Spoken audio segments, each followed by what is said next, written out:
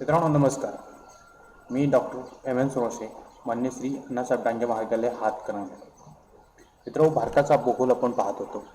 याच्यामध्ये पहिल्या मॉड्यूलमधला भारताच्या हवामानाबद्दल माहिती आपण या व्हिडिओमध्ये घेणार आहोत.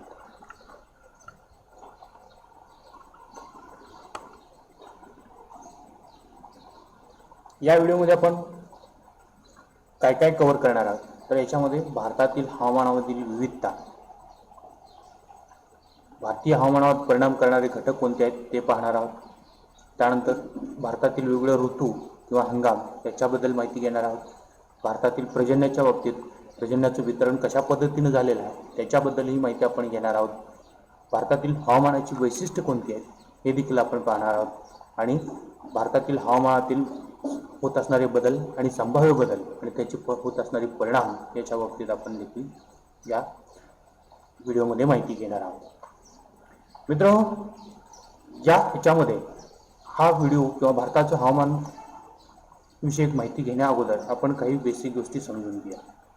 सुरुवातीला हवामान म्हणजे काय याच्याबद्दल आपण माहिती.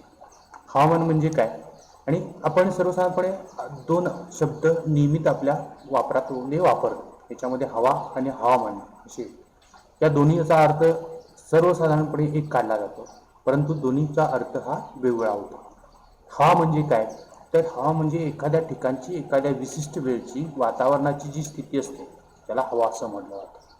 आणि हवामान म्हणजे काय, तर हवामान म्हणजे एखाद्या विशिष्ट ठिकाणाची अनेक वर्षाची सरासरी हवेची स्थिती याला हवामान असं म्हटलं जातं. म्हणजे एखाद्या ठिकाणचं हवामान ठरवण्यासाठी त्या ठिकाणच्या हवेची जी स्थितीच्या बाबतीत अनेक वर्षाचा अभ्यास करून त्याची सरासरी स्थिती काढली जाते, त्यावेळेस त्याला हवामान असं म्हटलं जातं. म्हणजे याच्यामध्ये काही वर्ष म्हणजे 100 वर्षापर्यंत आकडेवारी एकत्रित गोळा करून त्याचा जी एकत्रित अशा पद्धतीनं सरासरी स्थिती काढली जाते त्याला हवामान असं म्हटलं जातं. आता या व्हिडिओमध्ये आपण बघणार आहोत ते म्हणजे भारताच्या हवामानविषयक स्थितीचा, म्हणजे भारतातील सरासरी स्थितीबद्दल आपण माहिती घेणार आहोत. मित्रांनो, आपण बघतोय की वर्षाच्या वेगवेगळ्या कालावधीमध्ये किंवा दिवसाच्या वेगवेगळ्या कालावधीमध्ये वेगवेगळ्या प्रकारचे हवामानविषयक आविष्कार आपल्याला पाहायला मिळतात. याच्यामध्ये मग सकाळी ऊन कमी असतं, दुपारी जास्त वाढतं, संध्याकाळी कदाचित पाऊस येऊ शकतो किंवा वातावरणामध्ये ढग आलेले आपल्याला पाहायला मिळतात. म्हणजे दिवसात वेळेनुसार, काळानुसार, स्थितीनुसार आपल्याला वातावरणाचे जे वेगवेगळे आविष्कार पाहायला मिळतात. त्याचबरोबर वर्षाच्या अनेक कालावधी जर विचार केला तर वेगवेगळ्या ऋतूमध्ये हे हवामानाचे आविष्कार किंवा हवेचे जे वेगवेगळे आविष्कार आपल्याला पाहायला मिळतो. म्हणजे वर्षाच्या ठराविक कालावधीमध्ये पाऊस पडतो, काही कालावधीमध्ये उन्हाळा आपल्याला तीव्रतेनं जाणवतो, काही कालावधीमध्ये कडाक्याची थंडी जाणवते. आणि अशा पद्धतीनं भारतामधल्या हवेच्या बाबतीत जर विचार केला तर हे काही गुणधर्म आपल्याला पाहायला मिळू शकतात. म्हणजे कधी पूर येतो, कधी कडाक्याची थंडी पडते, कधी अवर्षणासारखी स्थिती होते, म्हणजे कडाक्याचं ऊन असतं, कधी घामेघूम व्हायला लागतं, कधी मोठ्या प्रमाणात पुराची स्थिती येऊ शकते आणि पाण्याचं दुर्भिक्ष निर्माण होऊ शकतं. यासारखे घटक हे आपल्या नियमितपणे ऐकण्यात, बघण्यात आणि पाहण्यात वगैरे असलेले आपल्याला पाहायला मिळतात. ठीक आहे, याच्याबद्दल आपण डिटेलमध्ये माहिती घेऊया. आता हवामानात स्थळ काळानुसार बदल का जाणवतो. आता एखाद्या ठिकाणी असलेली हवेची स्थिती त्या दुसऱ्या ठिकाणी का असत नाही आहे, तर याच्यामध्ये स्थळ, ठिकाण बदललं आणि वेळ बदलला की काय होतो, हवामानामध्ये फरक जाणवतो, फरक पडतो. आणि हा फरक का पडतो याच्याबद्दल आपण डिटेल्समध्ये पुढं माहिती घेणार आहोत. सुरुवातीला जाणून घेऊया याच्यामधला हवामानविषयक विविधता. तर भारतातील हवामानविषयक विविधता जर विचारात घेतली तर प्रचंड मोठ्या प्रमाणातील डायव्हर्सिटी आपल्याला पाहायला मिळते. डायव्हर्सिटी म्हणजे विविधता. ती कशी आहे की भारताचा आकार जर विचारात घेतला तर भारताचा आकार प्रचंड मोठा आहे. भारताचं क्षेत्रफळ विस्तीर्ण आकाराचं आहे, म्हणजेच किती आहे, 32,87,263 चौरस किलोमीटर एवढ्या मोठ्या आकाराचं क्षेत्रफळ भारताला लाभलेलं आहे. आणि फक्त क्षेत्रफळच लाभलंय का, नाही आहे, तर या भारताच्या विस्तीर्ण अशा आकारावरती वेगवेगळ्या प्रकारचे भूमी आकार आपल्याला पाहायला मिळतात, भू आकार पाहायला मिळतात. म्हणजे अगदी समुद्रकिनारी मैदानापासून जगातल्या सर्वोच्च उंच शिखरापर्यंतचे शिखरं देखील भारतीय भूमिखंडावरती आहेत. त्याचबरोबर भारताला तिन्ही बाजूने समुद्रकिनारा लाभलेला आहे.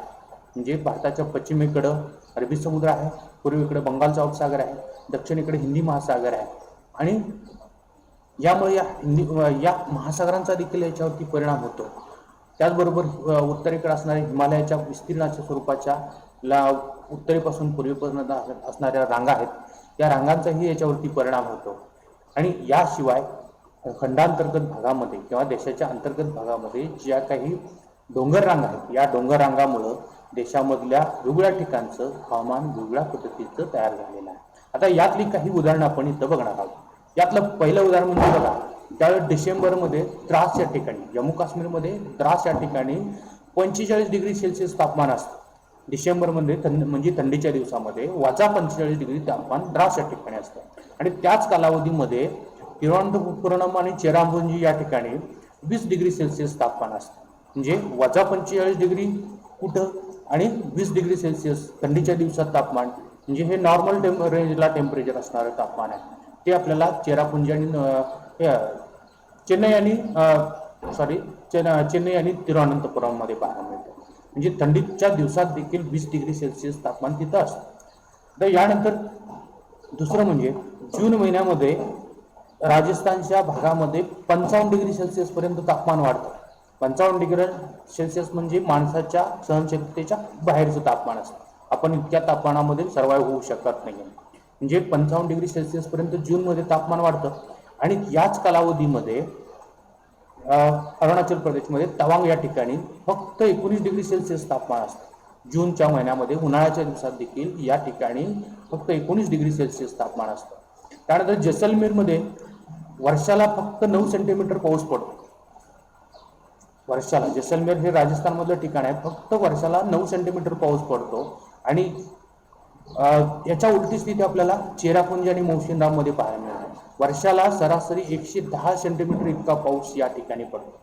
म्हणजे 1080 सेंटीमीटर, 1080 सेंटीमीटर पाऊस इतका मौसिनराम आणि चेरापुंजी या ठिकाणी पाहायला मिळतो.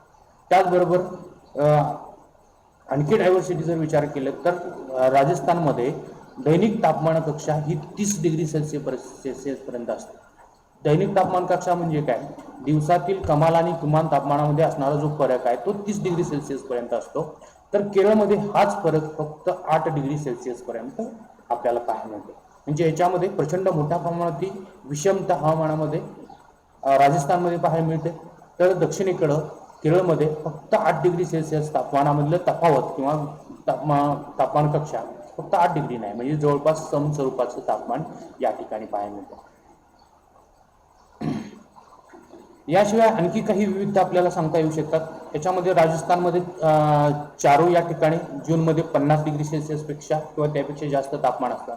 आणि त्याच दिवसामध्ये तवांग अरुणाचल प्रदेशमध्ये फक्त 19 डिग्री सेल्सिअस तापमान असतं. हिमालय पर्वतावरती हिम पडतो. उर्वरित भारताच्या पावसाच्या काळात पाऊस पडतो.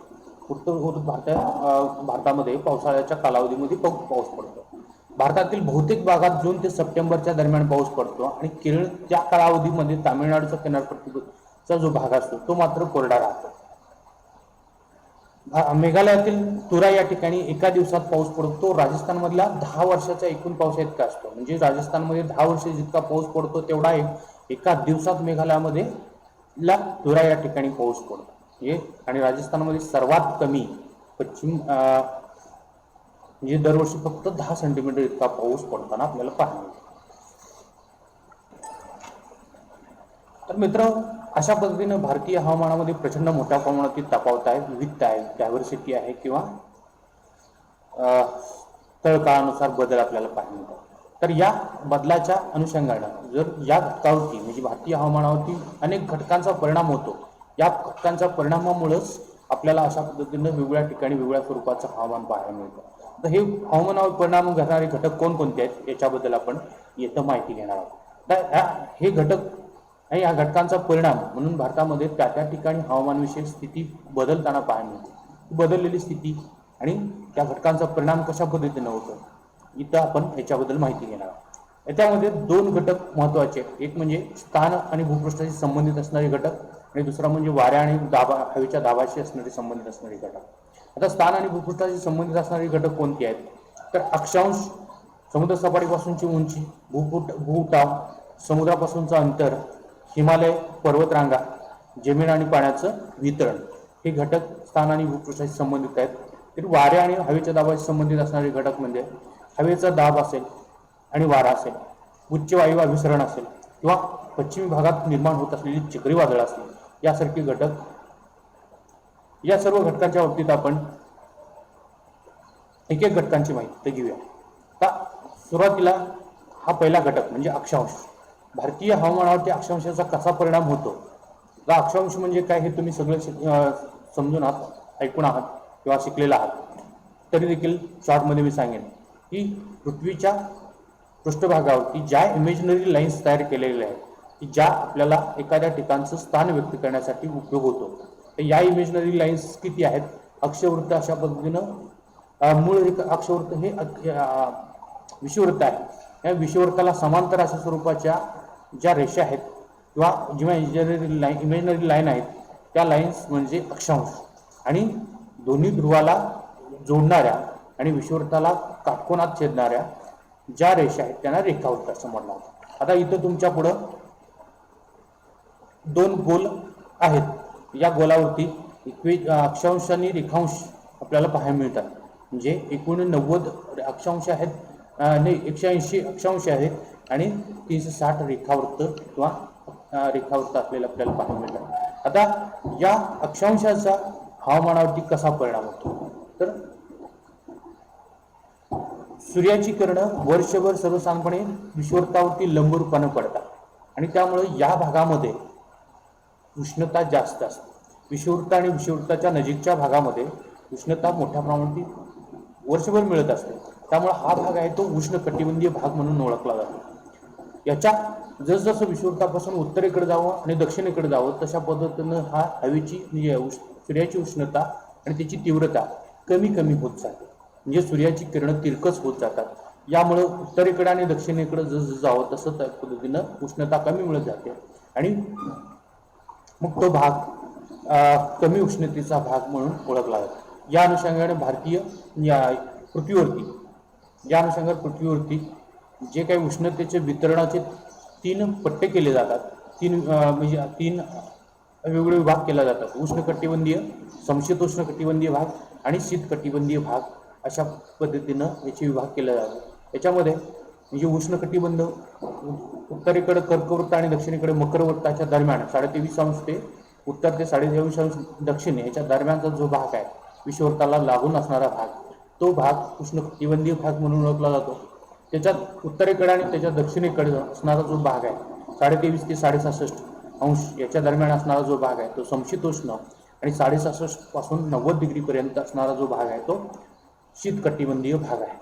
अशा पद्धतीनं असे हे जी विभाग पडतात. आता भारताचं स्थान कुठं आहे? तर भारताचं स्थान हे उत्तर गोलार्धामध्ये आहे आणि उत्तर गोलार्धामध्ये भारताची सुरुवात, भारतीय भूमीची सुरुवात 8:04 सुरुवात होते. म्हणजे अक्षवर्ती स्थानाचा जर विचार केला तर 8:04 सुरुवात होते ते 37.6 भारताचे विस्तार असलेला आपल्याला पाहायला मिळतो. अक्षवर्ती विस्तार असलेला पाहायला मिळतो. याच्यामुळे काय, भारताच्या सर्वसाधारणपणे मध्यातून ट्रॉपिक ऑफ कॅन्सर, ज्याला आपण कर्कवृत्त म्हणतो, हे कर्कवृत्त गेलेलं आहे. यामुळे भारतीय भूमीचे 2 विभाग पडतात. म्हणजे एक उत्तरेकडचा जो भाग आहे तो समशीतोष्ण कटिबंधामध्ये येणारा भाग आणि दक्षिणेकडचा जो भाग आहे तो उष्ण कटिबंधामध्ये येणारा भाग.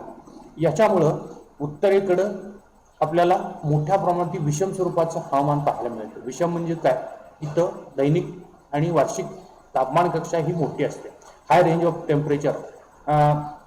आणि दक्षिणेकडं जास्त टेम्परेचर आहे, हे तापमान जास्त असतं पण तिथं रेंज कमी असतं. म्हणजे विषम स्वरूपाचं तापमान इथं नाही आहे. म्हणजे इथलं दक्षिणेकडे सम स्वरूपाचं तापमान आपल्याला पाहायला मिळतं. यानंतर दुसरा घटक तो म्हणजे हिमालय पर्वतरांगा. तर हिमालय पर्वतरांगाच्या बाबतीत आपण मागील काही व्हिडिओमध्ये माहिती घेतलेली आहे. भारताच्या उत्तरेकडं जम्मू काश्मीरपासून अरुणाचल प्रदेशापर्यंत हिमालयाच्या पर्वतरांगा विस्तीर्ण अशा स्वरूपामध्ये पसरलेल्या आहेत. उत्तर पूर्व सीमेलगत असणाऱ्या या रांगांमुळं आणि जगातल्या सर्वात उंच किंवा एक उंच पर्वतरांगेमध्ये गणल्या जाणाऱ्या या रांगेचा भारतामध्ये ही रांग आपल्याला किंवा भारताच्या उत्तर सीमेलगत ही असणारी रांग आहे. याच्यामुळं काय होतं तर भारतीय हवामानावरती याचा मोठ्या प्रमाणात परिणाम होताना पाहायला मिळतो. तर दक्षिणेकडून येणारे नैऋत्य मोसमीचं वारे असेल किंवा व्यापारी वारे आहे, ते व्यापारी वारं किंवा नैऋत्य मोसमी वारं या हिमालयाच्या पर्वतरांगांना अडलं जातं. त्यामुळं या वाऱ्यापासून भारताच्या बऱ्याच मोठ्या भागामध्ये पावसाचं वितरण होतं किंवा वारं इतर भागात गेल्यामुळं पाऊस इतर भागामध्ये पडतो. अडथळा या हिमालयाच्या पर्वतरांगेचा अडथळा निर्माण झाल्यामुळं पावसाचं वितरण भारताच्या इतर भागामध्ये होतं. त्याचबरोबर दुसरा आणखी फायदा होतो काय तर उत्तरेकडून येणाऱ्या जे कोल्ड वेव्स आहेत म्हणजे थंड हवेच्या लाटा आहेत, या लाटांपासून भारतीय भूमीचं संरक्षण होतं. आणि म्हणजे आपल्याकडे येणाऱ्या थंडीच्या दिवसामध्ये येणारी जी काही थंडीची लाट आहे, लाटेपासून मोठ्या प्रमाणात संरक्षण होतं. यानंतर तिसरा महत्त्वाचा घटक म्हणजे जमीन आणि पाणी यांचं वितरण. जमीन आणि पाणी भारतीय भूमीच्या लगत 3 बाजूला समुद्र किनारा लाभलेला आहे. पश्चिमेकडे अरबी समुद्र, दक्षिणेकडे हिंदी महासागर आणि पूर्वेकडे असणारा बंगालचा उपसागर. याच्यामुळं काय झालं की दक्षिणेकडचा असणारा जो भाग आहे तो सर्वसाधारणपणे समस्वरूपाचं तापमान असणार किंवा हवामान असणारा भाग आपल्याला पाहायला मिळतो. परंतु याच्यामध्ये खंडांतर्गत भाग आणि समुद्र सानिध्याच्या जवळचा भाग, समुद्राच्या नजीकचा भाग याच्यामध्ये देखील मोठ्या प्रमाणात तफावत आपल्याला पाहायला मिळतो. जमीन आणि पाणी यांचे तापमानाचे जे गुणधर्म आहेत, या गुणधर्मामध्ये होत असलेला बदल किंवा असणारा जो बदल आहे, भौतिक गुणधर्मामध्ये असणारा जो बदल आहे, त्या बदलामुळं आपल्याला त्या भागामध्ये असणारी जी हवामानविषयी स्थिती आहे या स्थिती देखील बदलत असताना पाहिजे. जमीन लवकर तापते आणि लवकर थंड होते, पाणी उशिरा तापतं आणि उशिरा थंड होतं. यामुळं या उष्णता ग्रहण करण्याची जी की त्याची भौतिक वैशिष्ट्य आहेत, या वैशिष्ट्यामध्ये बदल होत असल्यामुळं उत्तरेकडे उष्णता मोठ्या प्रमाणात वाढते, तर दक्षिणेकडं ही उष्णता समुद्राच्या पाण्याची बाष्पीभवन होण्यामध्ये खर्च होत असल्यामुळे तुलनेनं कमी पाहिजे. त्यानंतर भारतीय हवामानावर परिणाम करणारा आणखी एक महत्त्वाचा घटक म्हणजे भारतामधले एखाद्या ठिकाणचं स्थान कुठं आहे त्यावरती देखील. म्हणजे कोस्टल एरियामध्ये एखादं स्थान असेल तर त्या ठिकाणी हवामान सर्वसाधारणपणे समस्वरूपाचं असतं. म्हणजे coastal areas have equable climate whereas the internet part of extreme have extreme climate. म्हणजे जो कोस्टल एरिया आहे, समुद्र किनाऱ्यालगतचा भाग आहे, त्या ठिकाणी मात्र हवामान हे समस्वरूपाचं असतं. याच्यामध्ये मुंबई असेल, चेन्नई असेल किंवा कोलकाता असेल यासारख्या ठिकाणी हवामान समस्वरूपाचं पाहायला मिळते. याच्यामध्ये म्हणजे सम म्हणजे कसं तर कमाल आणि किमान तापमानामध्ये प्रचंड फारसा फरक असत नाही, तर अंतर्गत भागामध्ये मात्र मोठ्या प्रमाणात फरक पडत गेलेला आपल्याला पाहायला मिळतो. याच्यामध्ये दिल्ली असेल, शिमला असेल किंवा महाराष्ट्रातील नागपूर असेल किंवा खंडांतर भागात जी असणारी शहरं असतील याच्यामध्ये मोठ्या प्रमाणात कमाल आणि किमान तापमानामध्ये फरक पडतो. पण किनारपट्टीच्या लागतच्या शहरामध्ये किंवा भागामध्ये कमाल आणि किमान तापमानामध्ये फारसा फरक पडत नाही. म्हणजे समुद्र किनाऱ्यापासून अंतर किती आहे त्यावरती देखील तिथलं हवामानविषयी स्थिती अवलंबून असते. यानंतर आणखी एक महत्त्वाचा घटक म्हणजे समुद्र सपाटीपासूनची उंची, भूपृष्ठाची उंची. जसजसं उंचावर जावं तसतसं तापमान कमी होतं. म्हणजे समुद्र सपाटीपासून जसजसं उंची जावं तसतसं तापमानामध्ये घट होत जाते. ही घट किती होते तर 165 मीटर उंचीवरती गेल्यानंतर 1 डिग्री सेल्सिअसनं तापमान कमी होतं. आणि याचाच परिणाम म्हणून समुद्र सपाटीपासून जास्त उंचावरती असणारी ठिकाणं आहेत, ही ठिकाणं बर्फाच्छादित असतात. ही जास्त उंचावर म्हणजे कुठं तर सर्वसाधारणपणे 4500 मीटरच्या पेक्षा जास्त किंवा 6000 मीटरच्या दरम्यान जी उंचीची शिखरं आहेत या ठिकाणी बर्फाच्छादित असतात. म्हणजे हा जो दर विचार घेतला तर दर आता इथं बघा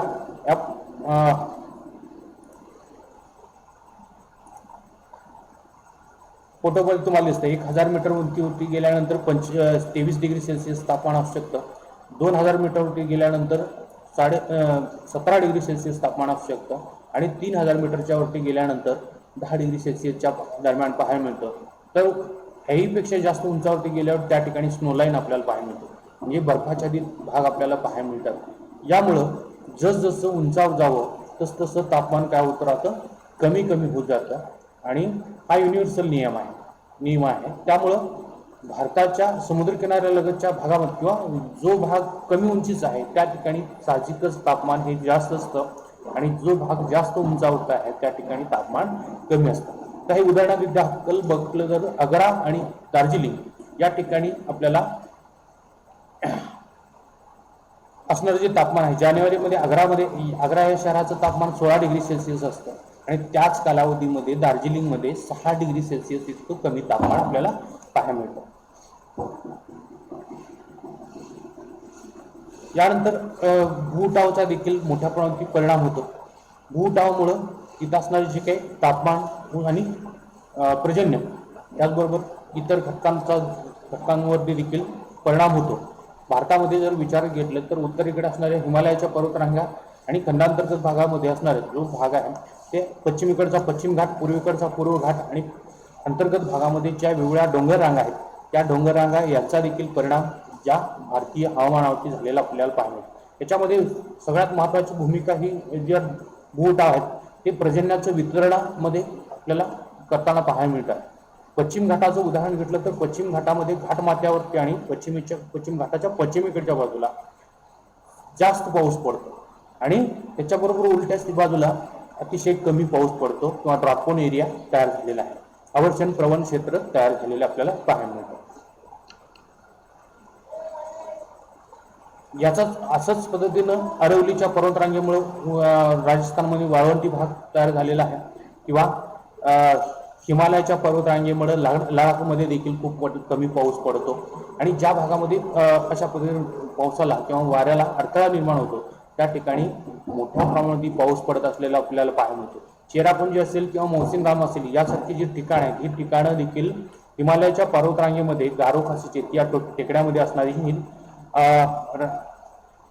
ठिकाण आहे. यालाच या ठिकाणी या नैऋत्य मोसमी वाऱ्याला अडथळा निर्माण होऊन त्या ठिकाणी जगभरामधला त्याचबरोबर भारतामधला सर्वात जास्त पावसाची नोंद चेरापुंजी आणि मौसिनराम या ठिकाणी होताना आपल्याला पाहायला मिळते. यानंतर व्यापारी वाऱ्याचा देखील भारतीय हवामानावरती परिणाम होतो. व्यापारी वारे हे जास्त दाबाकडून कमी दाबाकडे वाहतात. हे वर्षभर वाहणारी वारे असतात जे पृथ्वीवरती जास्त दाबाकडून कमी दाबाकडे वाहतात. तर या वाऱ्याचा परिणाम आणि त्याचबरोबर ज्या प्रेशर बेल्ट्स किंवा हवेच्या दाबाचं दाबपट्ट्यांचं आंदोलन होतं किंवा त्याला प्रेशर बेल्ट शिफ्टिंग असं म्हटलं जातं, याचा देखील भारतीय हवामानावरती परिणाम होतो.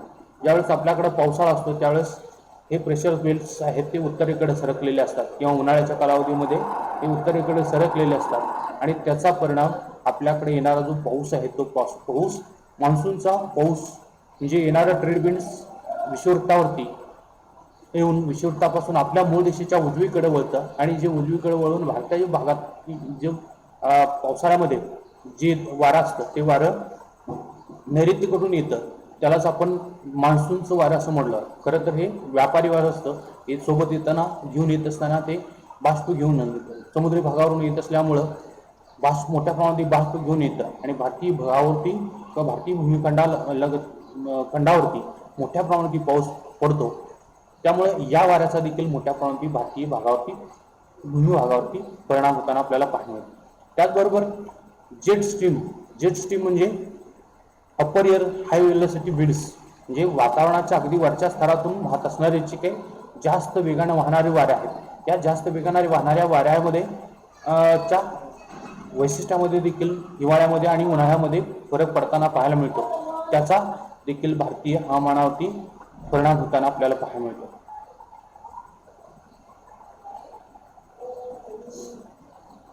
त्याचबरोबर पश्चिमेकडं काही वेळेस कमी दाबाचा भाग निर्माण झालेला असतो, आणि यावेळेस मग त्या भारताकडे येणारं वारं त्या बाजूला ओढलं जातं, आणि भारतीय भागामध्ये मग कधी कधी पाऊस कमी पडतो.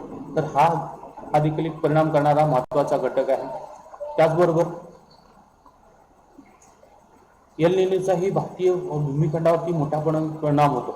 एल निनो हा एक समुद्री प्रवाह आहे, आणि प्रवाह पेरूच्या किनारपट्टी लगत असणारा समुद्री प्रवाह आहे. हा एल निनो ज्यावेळेस ॲक्टिव्ह असतो त्यावेळेस त्या भागातलं तापमान वाढलेलं असतं, आणि तापमान वाढल्यामुळं त्या भागामध्ये वातावरणीय आवर्त किंवा खळगा तयार झालेला असतो, म्हणजे कमी दाबाचा भाग तयार झालेला असतो. त्यावेळेस भारताकडे येणारे जे काही मोसमी वारं आहे ते मोसमी वारं साहजिकच या कमी दाबाच्या भागाकडे ओढलं जातं आणि मग अशा कालावधीमध्ये भारतामध्ये कमी पाऊस पडतो किंवा पावसाचं सरासरीपेक्षा कमी पाऊस पडतो. त्यामुळं त्यावेळेस भारतीय भागामध्ये अवर्षण असतं आणि याच्या उलटी स्थिती ला निनामध्ये असते. ला निना म्हणजे जास्त दाब तयार झालेला भाग असतो. त्या एल निनोच्या ऐवजी तिथं ज्या भागामध्ये जर जास्त दाब तयार झालेला असेल तर भारतामध्ये भागावरती सरासरीपेक्षा कदाचित जास्त पाऊस पडण्याची शक्यता निर्माण झालेली असते. त्याचबरोबर दक्षिणेकडे त्यावेळेस ऑक्सिलेशन्स तयार होतात, म्हणजे खळगे तयार होतात आणि हे खळगे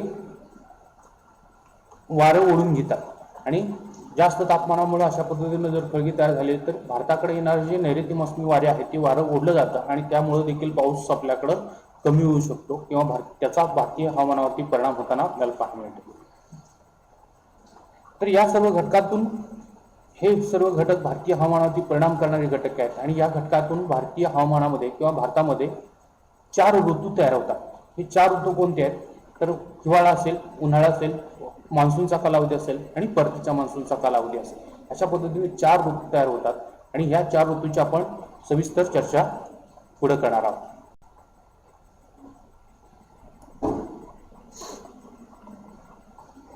याच्यामधला जर पहिला ऋतू आपण विचारात घेतला तर तो उन्हाळ्याचा, म्हणजे उष्ण हवेचा कालावधी. हा उष्ण हवेचा कालावधी कधी असतो? मार्च ते मेच्या दरम्यान उष्ण हवेचा कालावधी असतो. हा उष्ण हवेचा कालावधी का निर्माण होतो तर ज्यावेळेस सूर्याचं उत्तरायण होतं, म्हणजे सूर्य आपल्याकडं लंब रूपानं सूर्याची किरण आहे ती लंब रूपानं पडायला सुरुवात होते. सर्वसाधारणपणे 21 जून च्या दरम्यान आपल्याकडं लंब रूपानं सूर्यकिरण पडायला सुरुवात होते. 21 मार्च पासून उत्तरायण सुरुवात होतं. 21 जूनला सूर्य हा कर्कवृत्तावरती असतो आणि ज्याच्या दरम्यान त्यानंतर 22 सप्टेंबर पर्यंत हा सूर्याचं उत्तरायण सुरू असतं. यामुळं भारतीय भाग हा उत्तर गोलार्धामध्ये किंवा भारतीय भूमीचा भाग हा उत्तर गोलार्धामध्ये येत असल्यामुळं उत्तर गोलार्धामध्ये सूर्याची किरणं लंब रूपानं पडतात. लंब रूप किरणामुळं जे काय मोठ्या प्रमाणात उष्णता म्हणजे या भागामध्ये मिळत असते उत्तर गोलार्धामध्ये आणि भारतीय भूभागावर सूर्याची किरणापासून मोठ्या प्रमाणात उष्णता मिळते.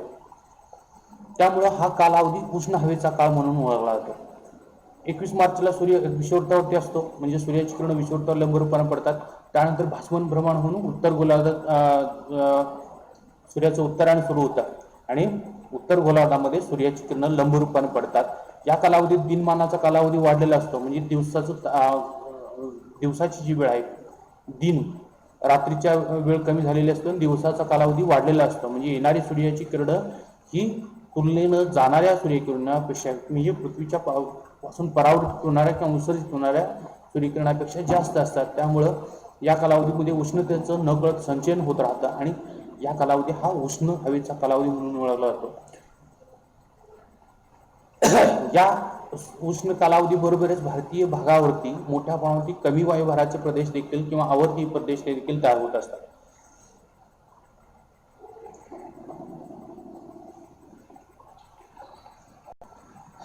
या कालावधीमध्ये भारतात दक्षिणेकडून उत्तरेकडे जसजसं जावत असतं तापमान वाढत जाताना आपल्याला पाहायला मिळतं आणि हवेचा भार कमी कमी होताना दिसतो. म्हणजे दक्षिणेकडून उत्तरेकडे जसजसं जावत असतं तसं तापमान वाढत जातं आणि हवेचा भार कमी होतो. या ह्याच्यामध्ये उत्तर भारतामध्ये सर्वसाधारणपणे मे महिन्याच्या दरम्यान आपल्याला सगळ्यात जास्त तापमान पाहायला मिळतं आणि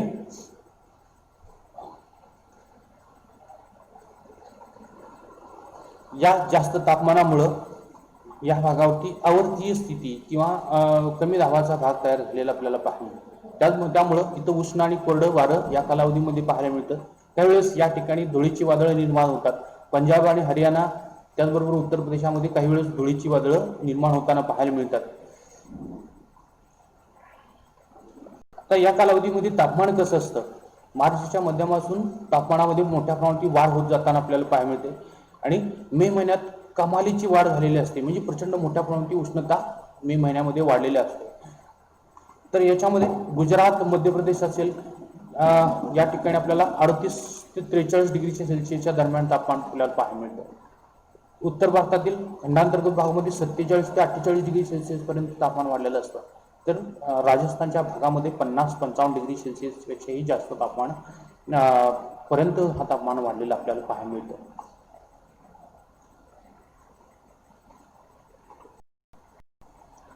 सर्वसाधारणपणे तापमानाचं जर स्वरूप बघितलं तर या समताप रेषा आपल्याला तापमानाचं वितरण कशा पद्धतीने झालेलं आपल्याला व्यक्त करतात. दक्षिणेकडे कमी तापमान आणि उत्तरेकडे जसं होत असतं तसं तापमान वाढत गेलेलं आपल्याला पाहायला मिळतं. 40 डिग्री हे खंडांतर्गत भागामध्ये आणि पुढे जाऊन हे हिमालयाच्या नजीकच्या भागामध्ये 20 डिग्री सेल्सिअस पर्यंत तापमान कमी होतं.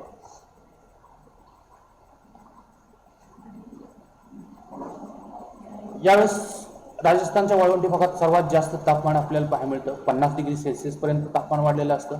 तर भारताच्या समुद्रकिनारी भागामध्ये हे तापमान कमी असतं, म्हणजे किती असतं, 27 ते 32 डिग्री सेल्सिअसच्या दरम्यान आपल्याला पाहायला मिळतं.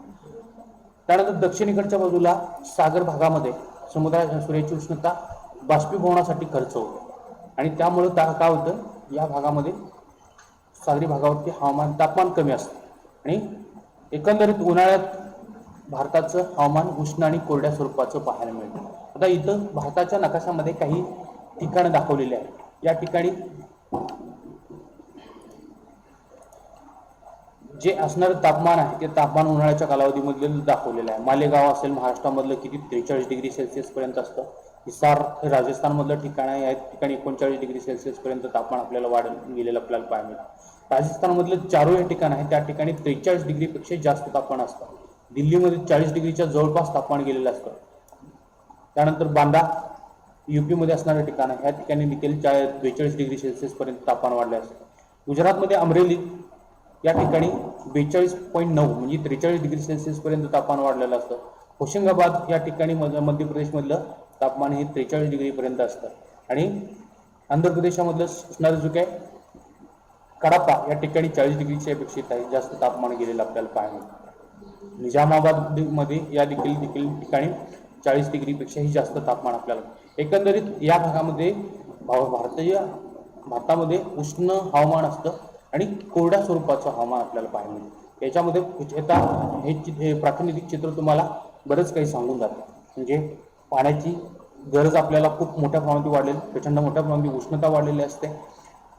सातत्यानं आपल्याला पाणी पिण्यासाठी लागतं. पाण्याचं दुर्भिक्ष्य देखील या भागात या कालावधीमध्ये तयार होतं. त्याचबरोबर भूजल पातळी देखील कमी झालेली असते.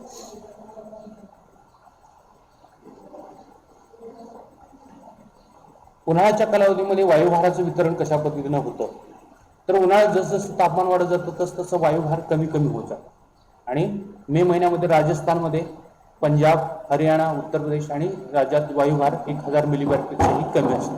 म्हणजे उन्हाळ्यामध्ये उत्तरेकडे वायुभार कमी होत आपल्याला पाहायला मिळतं. जसं दक्षिणेकडून उत्तरेकडे जावं तसं वायुभार देखील कमी होत जातो.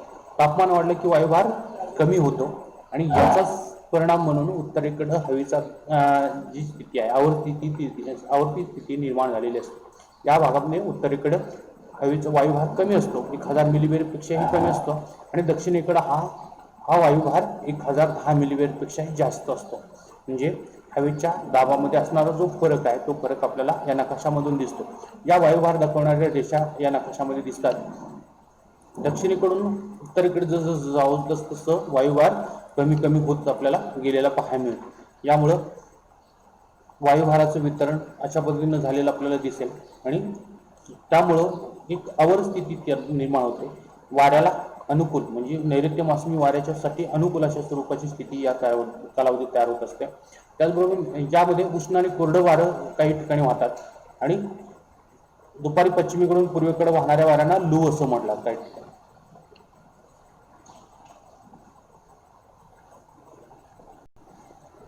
या नकाशामध्ये तुम्हाला भारतीय भागामध्ये काही स्थानिक वादळ दाखवले गेलेले आहेत. याच्यामध्ये मग पंजाब, हरियाणा असेल किंवा उत्तर प्रदेश या कालावधीमध्ये धुळीची वादळ निर्माण होतात. त्यानंतर महाराष्ट्रामध्ये जी काही वारं निर्माण होतात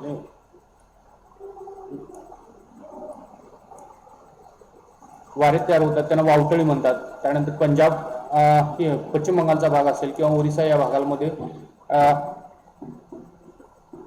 बाष्पयुक्त वारं पश्चिम बंगाल ओरिसा या भागात बंगालच्या उपसागरावरून येणारे बाष्पयुक्त वारे आणि वायुकडून येणारे उष्ण कोरडे वारे याच्यामुळे गडगडाटी वादळाची निर्मिती होते आणि त्यांना नॉर्वेस्टर असं म्हटलं जातं. आणि पश्चिम बंगाल आणि आसाममध्ये कालबैसाखी त्याला म्हटलं जातं. म्हणजे इथं नकाशामध्ये मँगो शावर आपण त्याला अमृतसरी देखील म्हणतो. ब्लॉसम शावर नावाच्या दक्षिणेकडे नाव आहेत. त्यानंतर बर्डोली चन्नम शहर आहे, कालबैसाखी असेल अशी स्थानिक नावं. महाराष्ट्रामध्ये आपण त्याला वावटळ म्हणतो. तर अशी काही स्थानिक नावं आपल्याला या कालावधीत निर्माण झालेल्या वादळाची किंवा वाऱ्याची पाहायला मिळतात. या कालावधीत पाऊस पडतो का? खूप कमी पाऊस पडतो. उन्हाळ्यामध्ये सुरुवातीच्या कालावधीमध्ये खूप पाऊस पडतो. मे महिन्यामध्ये शेवटी तो पाऊस कसा पडतो तर अवकाळी पाऊस आपण त्याला म्हणतो. मे महिन्यामध्ये मे महिन्याची शेवटी केरळ किनारपट्टीच्या मे महिन्याच्या शेवटी केरळ व कर्नाटकच्या किनारपट्टीवर पडणाऱ्या गडगडाटी वादळी पावसात चेरी ब्लॉसम असं नावानं ओळखलं जातं. तर हा पाऊस मे महिन्याच्या शेवटी केरळ आणि कर्नाटकच्या भागामध्ये पाहायला पडतो. हा पाऊस कॉफीसाठी पोषक असतो. कोकणात त्याला आंबेसरी किंवा आंबेसरी देखील म्हणतात आणि पठारावर त्याला वळवाचा पाऊस म्हणतात. म्हणजे आपल्या भागामध्ये त्याला वळवाचा पाऊस किंवा पाऊस असं म्हटलं जातं. हा पाऊस मोसमी वारे सुरू होण्याच्या अगोदर पडतो. त्याला पाऊस वादळी, गडगडाटी आणि गारांसह आणि मुसळधार स्वरूपाचा पाऊस असलेला आपल्याला पाहायला मिळतो.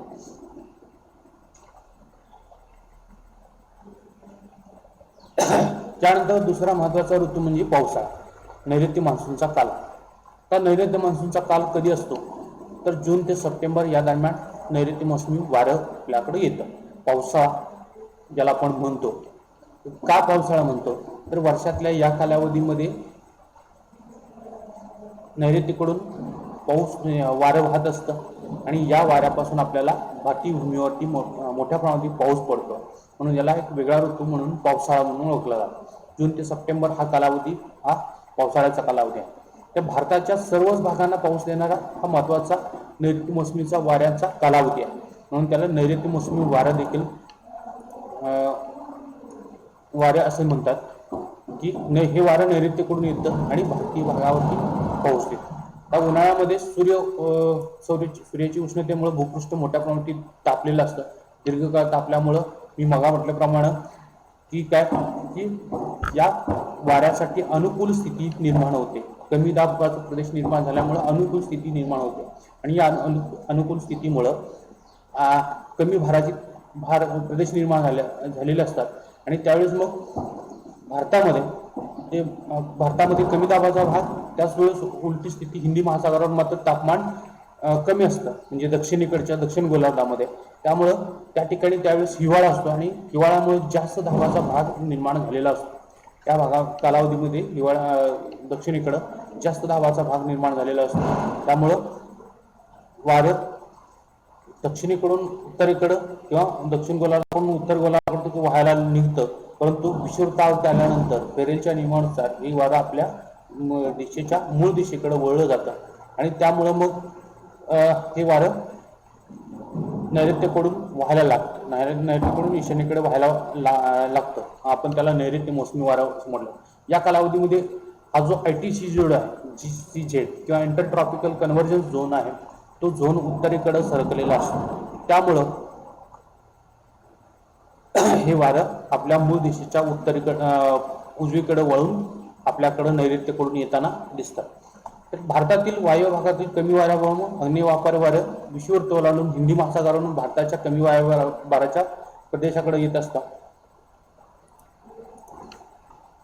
तर हे अशा पद्धतीनं वारं येत असतं.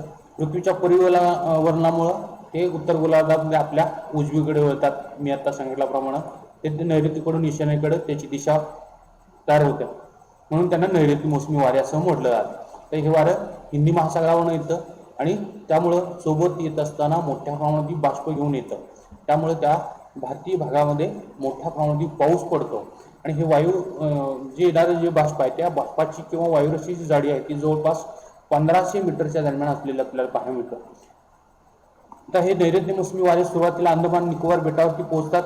त्यानंतर भारतीय भूमीवरती त्याचं आगमन होतं. तर हे वारं आणि यापासून मिळणारा पाऊस कसा मिळतो, तर जूनच्या पहिल्या आठवड्यात भारताच्या दक्षिण टोकाजवळ केरळच्या किनारपट्टीवरती हे वारे येतात.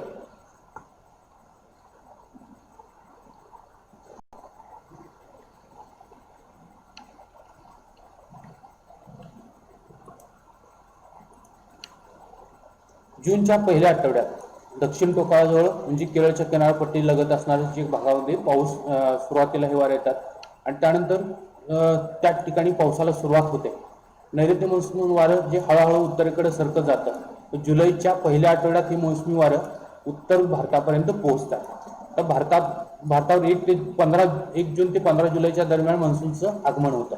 म्हणजे भारतात जर सुरुवातीला जून महिन्यामध्ये जरी पावसाची सुरुवात किंवा नैऋत्य मान्सूनला सुरुवात होत असली तर देखील हे वारं देशभरामध्ये पसरण्यासाठी 15 जुलैपर्यंतचा कालावधी लागतो. म्हणजे या कालावधीमध्ये संपूर्ण देशामध्ये पाऊसाला सुरुवात होते. या कालावधीमध्ये संपूर्ण भारतभर सर्वत्र मेघाच्छादन वाढत जातं आणि क्रमाक्रमाने दक्षिणेकडून उत्तरेकडे पाऊस पडू लागतो किंवा पडायला सुरुवात होते. जेव्हा एकाच वेळी सर्वत्र भारतभर पाऊस सुरू होतो त्याला मान्सूनचा स्फोट असं म्हटलं जातं किंवा मान्सूनचा मेघोत्पादन किंवा ब्रस्ट ऑफ मान्सून असं देखील म्हटलं जातं. तर या नकाशामध्ये तुम्हाला दिसतंय की 1 जूनला पावसाला दक्षिणेकडे मान्सूनचं आगमन होतं. हे आगमन 5 जूनपर्यंत आपल्या केरळच्या किनारपट्टीवरती येतं.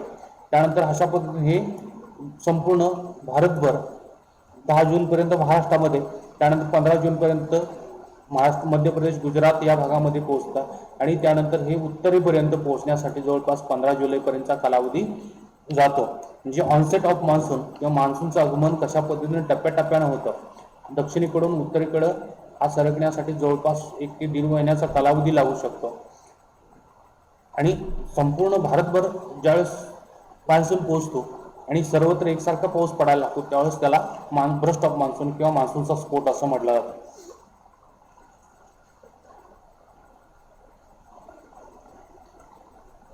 आता मान्सूनचा स्फोट होतो किंवा मान्सून सर्वत्र पडायला लागतो त्यावेळेस कशी स्थिती असते तर पाऊस गडगडाट नसतो. त्यावेळेस विजा चमकत नसतात किंवा पाऊस गडगडत नाही.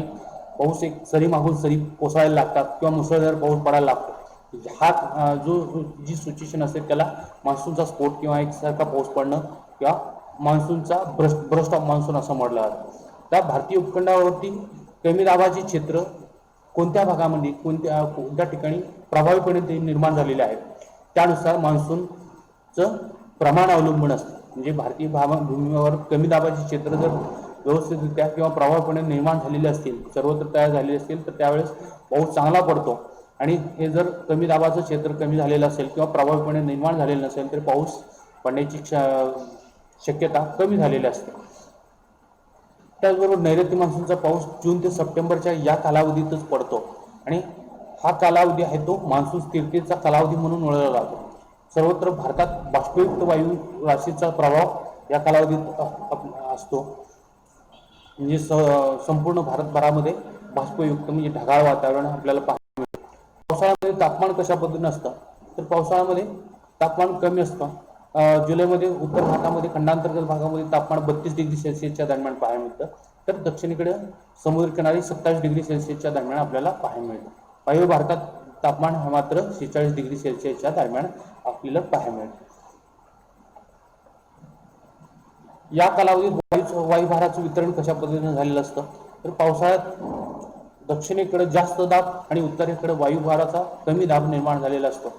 यामुळं उत्तरेकडं या वायुभार रेषा कमी दाबाच्या दिसतील आणि दक्षिणेकडे जास्त दाबाच्या आपल्याला पाहायला मिळतील. तर याच्यामध्ये दक्षिणेला वायुभार 1010 मिलीपेक्षा मिलीबार असतो तर वायव्य भारतात राजस्थान, पंजाब या भागामध्ये 997 मिलीबारपर्यंत हा वायुभार आपल्याला पाहायला मिळतो. त्यामुळं वायू भारतातील कमी भाराच्या प्रदेशाकडे हिंदी महासागरातील जास्त वायुभाराच्या प्रदेशाकडून येणारं वारं खेचलं जातं आणि या वाऱ्याचा वेग 20 ते 60 किलोमीटर इतका तासाला असतो. तर हिंदी महासागरावरील वारं आणि विभाग यांच्या स्थितीवरून मान्सून वाऱ्याची दिशा आणि पर्जन्यमान अवलंबून असलेला लाभ पाहायला मिळतो.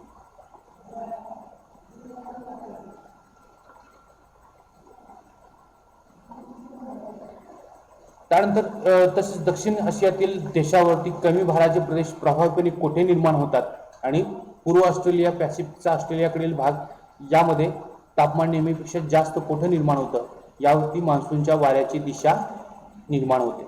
कदाचित काही वेळेस अशा भारतासारखीच किंवा कमी दाबाची स्थिती इतरत्र जगभरामध्ये कुठं निर्माण झाली तर उत्तर गोलार्धात निर्माण झाली तर अशा स्थितीमध्ये हे वारं त्या कमी दाबाच्या भागाकडे ओढले जातात आणि त्यावेळेस मग पावसाचा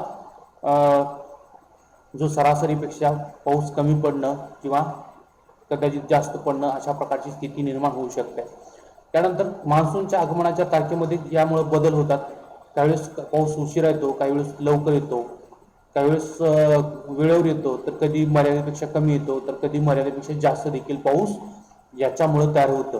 म्हणजे यामुळं काय होतं की भारतामध्ये अनेक वेळा मग अवर्षणासारखी स्थिती निर्माण होणं, त्यानंतर पाण्याची पातळी मोठ्या प्रमाणात खाली जाणं, खालावणं, त्यानंतर कधी कधी पाऊस इतका पडतो की त्यामुळे पूरस्थिती निर्माण होणं, त्यावेळेस नद्यांना मोठ्या प्रमाणात पूर येतात आणि काही वेळेस अवर्षणासारख्या गंभीर समस्यांना तोंड द्यावं लागतं.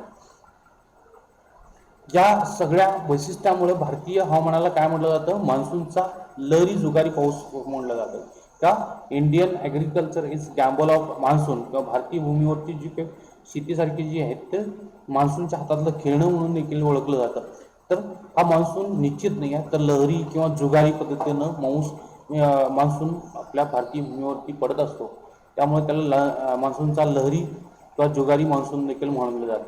तापमान आणि वायुभाराच्या प्रभावी क्षेत्रावरती हे अवलंबून असतं. त्यानंतर या कालावधीमध्ये नैऋत्य मान्सूनच्या पाऊस किती पडतो, तर भारतीय भूमीच्या भागामध्ये जवळपास 80% पाऊस हा नैऋत्य मान्सूनच्या कालावधीमध्ये कालावधीमध्येच पडतो. म्हणजे भारतीय भूमीला पडणारा पावसाचा जो कालावधी किंवा मिळणारं जे पाणी आहे ते नैऋत्य मान्सूनच्या कालावधीमध्येच पडतं. आणि दक्षिणेकडच्या टोकामुळं हिंदी महासागरावरून येणाऱ्या नैऋत्य मोसमी वाऱ्याची 2 शाखांमध्ये विभाजन होतं. एक म्हणजे अरबी समुद्रावरून येणारी शाखा आणि दुसरी म्हणजे बंगालच्या उपसागरावरून येणारी शाखा. म्हणजे जे वारं अरबी समुद्रावरून वाहतं त्यांना अरबी समुद्रावरून येणारी शाखा, आणि जे बंगालच्या उपसागरावरून वाहतं त्यांना बंगालच्या उपसागरावरून येणारी शाखा असं म्हणून ओळखलं जातं.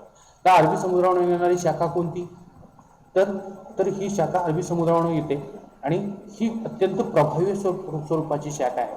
याच्यामध्ये मोठ्या प्रमाणात पाऊस भारतीय भूमी भागावरती पडताना पाहायला मिळतो.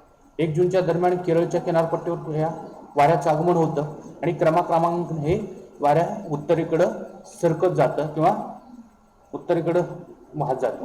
आता यामुळं हे वारं पश्चिम घाटामध्ये पश्चिम घाट किंवा ज्याला आपण सह्याद्री म्हणतो त्याच्यामध्ये ते अडवलं जाऊ शकतं आणि त्याच्यामुळे कोकण असेल, कर्नाटकचा किनारपट्टीचा भाग असेल, मलबार किनाऱ्याचा किंवा केरळमधला किनाऱ्याचा भाग असेल किंवा पश्चिम घाटाच्या पश्चिम उतारावर मोठ्या प्रमाणात पाऊस पडतो आणि त्याला प्रतिरोध प्रकारचं पर्जन्य असं म्हटलं जातं. तर या भागामध्ये 250 सेंटीमीटरपेक्षाही पाऊस जास्त पडतो आणि याच्यामध्ये मंगलोर असेल कर्नाटकमधलं त्या ठिकाणी 329 सेंटीमीटर पाऊस पडतो. रत्नागिरीमध्ये 260 सेंटीमीटर पाऊस पडतो. तर मुंबईमध्ये सरासरी 188 सेंटीमीटर इतका पाऊस पडतो. घाटमाथ्यावरती याचं प्रमाण 400 ते 500 सेंटीमीटर इतकं असतं. म्हणजे नैऋत्य मोसमी जी वाऱ्याची जी काही अरबी समुद्रावरून येणारी शाखा आहे ती शाखा जास्त प्रभावी असते आणि देशाच्या बऱ्याच भागामध्ये या शाखेपासून पाऊस पडताना आपल्याला पाहायला मिळतो. महाबळेश्वरला जवळपास 620 सेंटीमीटरच्या दरम्यान पाऊस पडतो. आंबोलीला 720 सेंटीमीटरचा इतका पाऊस पडतो. सह्याद्रीच्या पूर्व उतारावर पावसाचं प्रमाण कमी कमी होत जातं आणि त्यानंतर पुढे काही भागामध्ये पर्जन्यछायेचा प्रदेश निर्माण झालेला आपल्याला पाहायला मिळतो. म्हणजे पर्जन्यछायेचे किंवा अवर्षण प्रवण क्षेत्र म्हणून ओळखला जाणारा क्षेत्र भाग निर्माण झालेला आहे. त्यानंतर भारतीय पठारावरून मध्य प्रदेशवरून ही शाखा ईशान्येला जाते आणि नंतर बंगालच्या उपसागरावरून शाखेत ती विलीन होते. तर अरबी समुद्रावरून मान्सूनची एक शाखा कच्छ गुजरातमधून राजस्थानकडे जाते, परंतु या शाखेत जोर कमी असतो आणि या वाऱ्याच्या मार्गामध्ये कोणताही अडथळा येत नसल्यामुळं अरवलीला समांतर स्वरूपामध्ये हिमालयाच्या पायथ्यापर्यंत ही वाऱ्या जातात आणि मग या ठिकाणी ते पाऊस देतात. त्यामुळे राजस्थानमध्ये खूप कमी पाऊस पडतो. आता इथं दोन नकाशे दिसतात आपल्याला पाहायला मिळतात. पर्जन्याचं वितरण दाखवणारा नकाशा आहे. तर हा जो भाग डार्क पद्धतीने दिसतो म्हणजे पश्चिम घाटाचा पश्चिम उताराचा भाग असेल किंवा हा जो पूर्वेकडचा जो भाग आहे तो भाग जास्त पावसाचा प्रदेश आहे. त्यानंतर हा अति जास्त पावसाचा प्रदेश आहे. त्यानंतर हा जास्त पावसाचा 200 सेंटीमीटरच्या दरम्यान आपल्याला पाहायला मिळणारा पाऊस आहे. तर त्या ठिकाणी मात्र हा राजस्थानचा वाळवंटी भाग असेल किंवा राजस्थान, पंजाब, हरियाणा आणि गुजरातचा काही भाग या भागामध्ये पाऊस कमी पडतो. त्याचबरोबर महाराष्ट्राचा, मध्य प्रदेश, कर्नाटकचा काही भाग हा अवर्षण प्रवण भाग तयार झालेला आहे. आता हेच आपल्याला इथं नकाशामध्ये पाहायला मिळतं. खालच्या दिलेला ड्रॉपॉन एरिया दाखवणारा नकाशा आहे. तर याच्यामध्ये हा उत्तरेकडचा जो भाग आहे तो राजस्थानचा हा सर्वात कमी पाऊस पडणारा भाग आहे. त्यानंतर हा अवर्षण प्रवण क्षेत्र असणारा नकाशा दाखवलेला आपल्याला पाहायला मिळतो. या भागामध्ये अतिशय कमी पाऊस पडतो, काही ठिकाणी जास्त कमी पडतो. तर यामुळे काही ठिकाणी अवर्षण प्रवणासारखी स्थिती देखील पाहायला मिळते. त्यानंतर बंगालच्या उपसागरावरून येणारी शाखा, हिंदी महासागर, अरबी समुद्रावरून येणारी शाखेच्या तुलनेने ही शाखा कमी प्रभावी असते. म्हणजे जे वारं बंगालच्या उपसागरावरून येतं ते बंगालच्या उपसागरावरून येणारी शाखा आणि ही शाखा कमी प्रभावी आहे. तर ही शाखा बंगालच्या उपसागरावरून पूर्वेकडे येतं. पूर्वेस अराकानयोमा नावाचं पर्वतरांग आहे. या पर्वतरांगेच्या व दक्षिणेकडे हिमालय पर्वतरांग याच्यामुळे मोसमी वाऱ्या अडवले जातात आणि पृथ्वीच्या परिवलनामुळे हे वारं पूर्वेकडून पश्चिमेकडे ढकलले जातात. हे वारं उत्तरेकडे असणार हिमालयाच्या पर्वतरांग आहे किंवा अराकानयोमा पर्वतरांग आहे याच्यामुळे ते वारं अडवलं जातं आणि त्यामुळे काय पश्चिमेकडे ढकललं जातं आणि यामुळे वाऱ्याची दिशा आपल्याला बदलताना पाहायला मिळते. हे वारं आपल्या ज्या हिमालय पर्वतरांगेमुळे इकडं आणि इकड्या बाजूला अशा बाजूनं वळलं जातं. या शाखेच्या दोन उपशाखा होतात. एक शाखा गंगेच्या मैदानी भागापर्यंतून उत्तरेकडे वायूकडे वाहते म्हणजे पश्चिम बंगालकडून पंजाबकडे वाहतं आणि दुसरी शाखा म्हणजे पूर्वेकडे वाहणारी शाखा आहे. पूर्वेकडे पश्चिम बंगालकडे जास्त पाऊस या ठिकाणी पडतो. पश्चिमेला बाष्पाचं प्रमाण कमी झाल्यामुळं हे पाऊस म्हणजे जसं जसं इकडे पश्चिम बंगालच्या जवळपासच्या भागात जास्त पाऊस पडतो आणि उत्तरेकडे जसं जावं तसं बाष्पाचं प्रमाण कमी झालेलं असतं आणि त्यामुळं कमी पाऊस पडतो.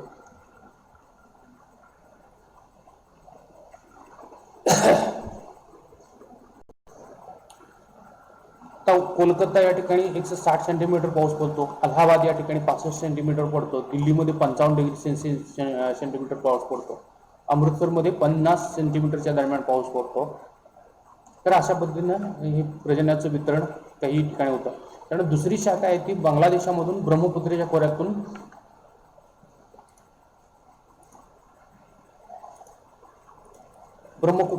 खोऱ्यातून आपल्याला वाहत असलेली पाहायला मिळते. याच्यामध्ये मेघालय, आसाम, अरुणाचल प्रदेशचा जो भाग आहे तो कव्हर होतो. कारण मेघालय, आसाम आणि अरुणाचल प्रदेशमध्ये याच्यामध्ये उत्तर बंगाल, आसाममध्ये खूप पाऊस पडतो. किती पाऊस पडतो तर इथं बघा, तर मौसिनराम या ठिकाणी 11,883 मिलीमीटर ही वर्षाला पाऊस पडतो. कुठं आहे ठिकाणी? या ठिकाणी आहे. तर या ठिकाणी चेरापुंजी असेल किंवा मौसिनराम असेल या ठिकाणी 11,873 म्हणजे 1183 सेंटीमीटर इतका पाऊस या ठिकाणी पडतो. 1187 सेंटीमीटर इतका पाऊस पडतो. या वाऱ्यापासून मेघालयातील खासी टेकडीच्या दक्षिण उत्तरावर असलेल्या मौसिनराम या ठिकाणी 1187 सेंटीमीटर इतका पाऊस पडतो आणि चेरापुंजीमध्ये 1150 सेंटीमीटर इतका पाऊस पडतो.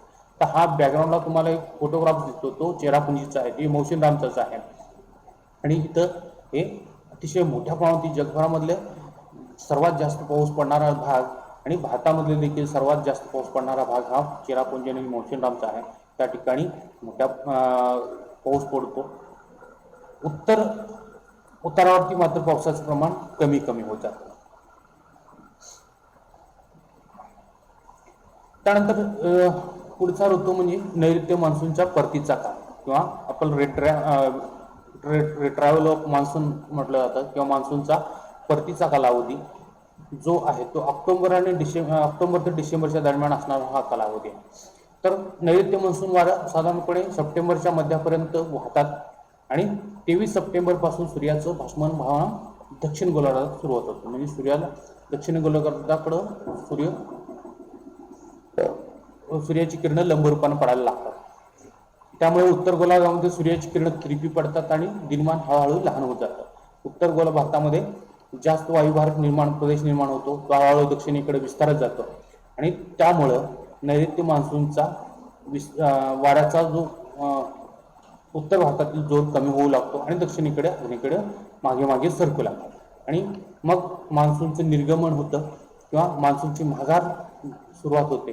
त्याला रिट्रेट ऑफ मान्सून असं म्हटलं जातं किंवा मान्सूनचं माघारी जाणं, परतीला जाणं हे असं म्हटलं जातं.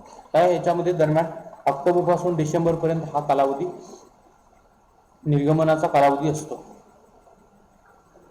वाऱ्याची दिशा सर्वसाधारणपणे या नकाशात दाखवल्याप्रमाणे या कालावधीमध्ये असते. वारं उत्तरेकडून दक्षिणेकडे किंवा परतीच्या मान्सून म्हणजे असलेलं आपल्याला पाहायला मिळतं.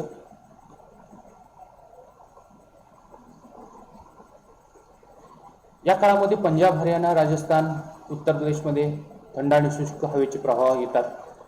त्यानंतर पाऊस घटतो, हळूहळू कमी होतो, आकाश निरभ्र व्हायला सुरुवात होते, थंडी वाढायला लागते. पावसाळा आणि हिवाळा याच्यामधला संक्रमणाचा कालावधी हा असतो. यानंतर पावसाचा जोर कमी होतो आणि आकाश निरभ्र होत जातं. दिवसा सूर्याच्या उष्णतेने पावसाळ्यातील भिजलेला भाग कोरडा होऊ लागतो आणि जमिनीलगतचा भाग आहे तो बाष्पयुक्त उष्ण हवेचा जोरात चटका यावेळेस बसायला लागतो. त्याला आपण ऑक्टोबर हिट असं म्हणतो. ऑक्टोबरच्या कालावधीमध्ये बंगालच्या उपसागरावरून उग्र स्वरूपाची उष्णकटिबंधीय आवर्ते चक्रीवादळे निर्माण होतात आणि मान्सूनचं निर्गमन व्हायला लागतं. तर निर्गमनाचा कालावधी कसा असतो, जशा पद्धतीने मान्सूनचं आगमन होतं तशाच पद्धतीने हळूहळू निघून पण जातं.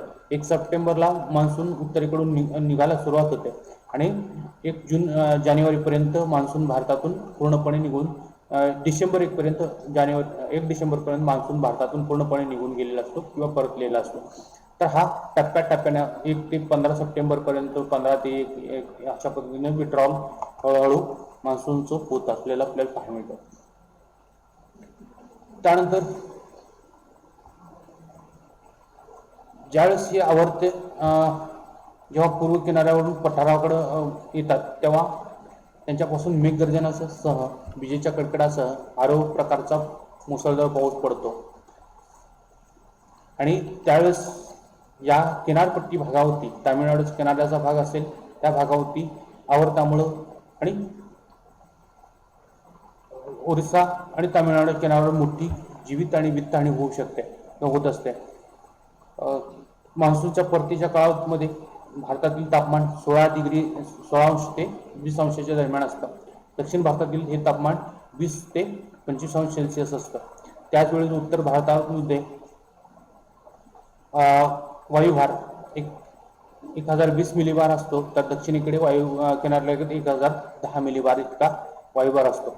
मान्सून निर्गमनची जी काही कालावधी आहे तो कालावधी सावकाश असून म्हणजे निर्गमनाची प्रक्रिया सावकाश होत असते आणि त्याच्यासाठी जवळपास 2 ते 3 महिन्याचा कालावधी लागतो.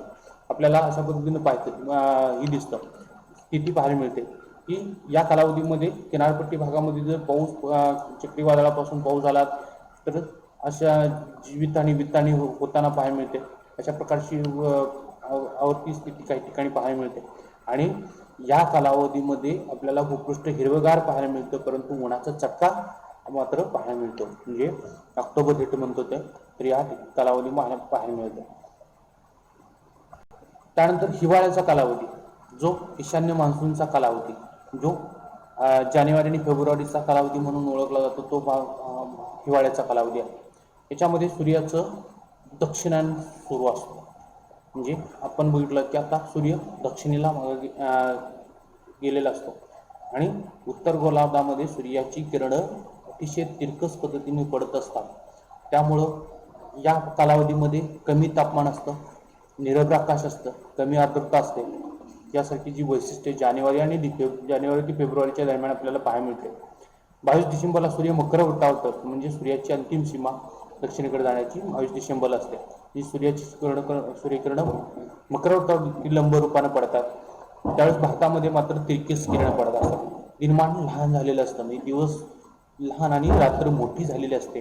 तापमान दक्षिणेकडून उत्तरेकडे कमी कमी होत जात असतं. दक्षिणेकडे वायुभार प्रमाण देखील कमी असतं.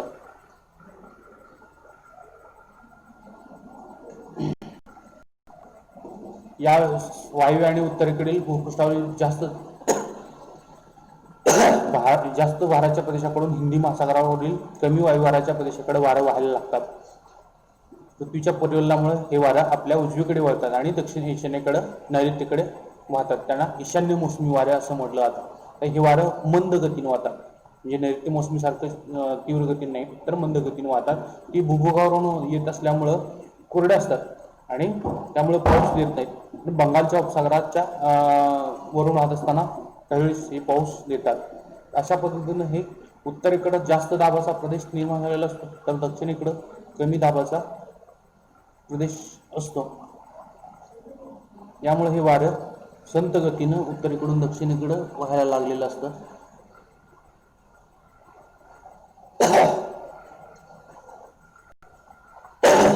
पुढे ते आंध्र प्रदेश आणि तामिळनाडूच्या किनाऱ्यावरती, तसेच अरबी समुद्राचा जो भाग आहे, लक्षद्वीप बेटाचा भाग असेल किंवा बंगालच्या उपसागरावरील बेटावरती, अंदमान निकोबार बेटावरती पाऊस देतात. काही ठिकाणी या ईशान्य मान्सूनच्या कालावधीमध्ये पाऊस पडतो. तो कुठल्या भागात पडतो, तर या ठिकाणी पाऊस पडताना आपल्याला पाहायला मिळतो. तर या ठिकाणी काही ठिकाणी पाऊस पडतो. लक्षद्वीप बेट असतील किंवा बंगालच्या उपसागरावरील बेटावर, अंदमान निकोबार बेट असतील, या ठिकाणी पाऊस पडताना पाहायला मिळतो. तर हिवाळ्यामध्ये भारताच्या पश्चिमेकडून भूमध्य समुद्रावरून येणाऱ्या उष्णकटिबंधीय आवर्तापासून जम्मू काश्मीर, उत्तर भारतीय मैदानांमध्ये काही अंशी पाऊस पडतो. ही वादळं पंजाबपासून आसामपर्यंत जातात आणि हा पाऊस पंजाबमधील गहू असेल किंवा हिमाचल प्रदेशामधील सफरचंद असेल या भागांना उपयुक्त असतो. सफरचंदांच्या बागा असतील किंवा गहू असतील यासारख्या भागांना उपयोग असतो. आणि त्या आवर्तानंतर देशभरामध्ये थंडीची लाट येते. या कालावधीमध्ये तापमान कसं असतं, तर जानेवारीमध्ये वायव्य भारतात तापमान 10 डिग्री सेल्सिअस पर्यंत कमी झालेलं असतं. तर दक्षिणेकडे हे तापमान तुलनेनं जास्त असतं. उंचावरील ठिकाणी तापमान फारच कमी गेलेलं असतं, म्हणजे काही ठिकाणी गोठणबिंदूच्या खाली तापमान गेलेलं असतं. उंचावरील म्हणजे जास्त उंचीवरच्या ठिकाणी गोठणबिंदूच्या खाली तापमान गेलेलं असतं. पंजाबमध्ये सरासरी तापमान 12.5 अंश सेल्सिअसच्या दरम्यान आपल्याला पाहायला मिळतं आणि गुजरात, मध्य प्रदेश, बिहारमध्ये 20 अंश सेल्सिअसच्या दरम्यान पाहायला मिळतं.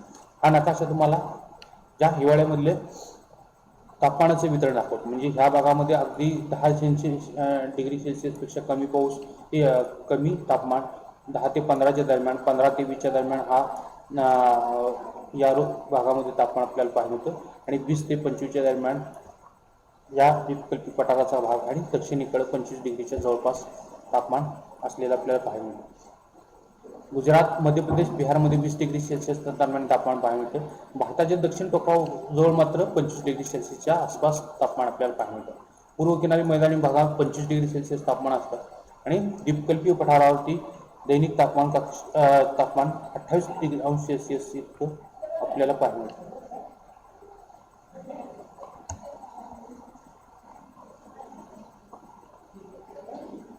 या कालावधीमध्ये वायुभाराचं वितरण कसं असतं, तर या कालावधीमध्ये वायुभार उत्तरेकडे जास्त असतो आणि दक्षिणेकडे वायुभार कमी कमी असलेला झालेला पाहायला मिळतो. म्हणजे या ठिकाणी सगळ्यात जास्त वायुभार आणि वायुभार रेषा अशा पद्धतीने गेलेल्या आपल्याला पाहायला मिळतात. उत्तरेकडे जास्त वायुभार तर दक्षिणेकडे कमी कमी वायुभार उतरले. हिवाळ्यामध्ये वायव्य भारतामध्ये 1020 मिलीबार वायुभार असतो, तर दक्षिण सागर किनाऱ्यालगत तो 1014 मिलीबार असतो. भारतात दक्षिणेकडून उत्तरेकडे जसं जावं तसं वायुभार काय होतं, वाढत जातो आणि तापमान कमी कमी होतं. त्यामुळं वारं उत्तरेकडील जास्त वायुभाराच्या प्रदेशाकडून दक्षिणेकडील कमी वायुभाराच्या प्रदेशाकडे व्हायला लागतात. या कालावधीत थंड आणि कोरडं वारं आपल्याला पाहायला मिळतं आणि मंद गतीनं वारे वाहत असतात. त्याचबरोबर हिवाळा ऋतू फेब्रुवारीमध्ये संपतो तेव्हा सूर्याचं उत्तरायण होत असतं आणि हळूहळू भारतावरती दिनमान वाढत जाऊन मार्चच्या उष्ण कोरड्या हवामानाचा उन्हाळा सुरू होतो. म्हणजे हिवाळ्यानंतर उन्हाळ्याला सुरुवात होते किंवा उन्हाळ्याची चाहूल लागते. या सर्व ऋतूनंतर आपण भारतामध्ये पर्जन्याचं वितरण कशा पद्धतीनं झालेलं आहे हे देखील बघणार आहोत. पावसाचं वितरण. आता पाऊस हा उन्हाळ्यामध्ये पावसाळ्या कालामध्ये मोठ्या प्रमाणात पडतो. जवळपास 80% पाऊस हा जून ते सप्टेंबरच्या दरम्यान पडतो आणि या कालावधीमध्ये बऱ्याच भागामध्ये पाऊस पडतो आणि काही भागामध्ये मात्र परतीच्या पावसापासून आणि काही भागामध्ये हिवाळ्यात देखील पाऊस पडतो, म्हणजे वृष्टी होते. त्यापासून म्हणजे पावसाचं वितरण. तर हा पाऊस कशा पद्धतीने पडतो, तर सर्वात जास्त पाऊस कुठं पडतो, पश्चिम घाटाचा पश्चिम उतार आणि पूर्वेकडचे जे काही राज्य आहेत त्याच्यामध्ये अरुणाचल असेल, अरुणाचल प्रदेश, आसाम, मेघालय, सिक्कीम यासारखी जी राज्य आहेत या भागामध्ये मोठ्या प्रमाणात पाऊस पडतो. पूर्वोत्तर प्रदेश आहेत तिथं 300 सेंटीमीटरपेक्षा पाऊस जास्त पडतो. 300 सेंटीमीटरपेक्षा जास्त पाऊस असणारे आसाम, मेघालय, अरुणाचल प्रदेश, पश्चिम घाटाचा पश्चिम भाग या भागात पाऊस पडतो.